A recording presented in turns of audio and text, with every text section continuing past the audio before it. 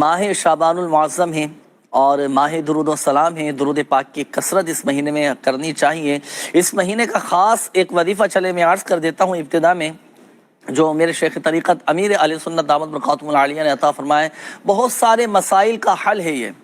بہت ساری پریشانیوں کا، جائز مرادوں کے پورا ہونے کے، جائز حاجات کے پورا ہونے کے لیے، جائز مقاصد میں کامیابی کے لیے، اور بہت سارے مسائل، پریشانیاں، مصیبتوں سے نجات کے لیے خاص ماہ شعبان المعظم کا یہ وظیفہ جو میرے شیخ طریقت امیر اہل سنت دامت برکاتہم العالیہ نے عطا فرمایا ہے، آپ نے بھی سنا ہوگا، مدنی چینل پر بھی الحمدللہ عز و جل کئی مرتبہ بیان بھی کیا گیا ہے۔ دوبارہ میں عرض کر دیتا ہوں، ماہ شعبان المعظم میں جہاں ہم نے درود پاک کی کثرت کرنی ہے، کثرت سے آقا کی بارگاہ میں درود و سلام پیش کرنا ہے، وہیں ساتھ ساتھ ہم نے روزانہ کی بنیاد پر اس وظیفے پر بھی عمل کرنا ہے۔ وہ کیا وظیفہ ہے؟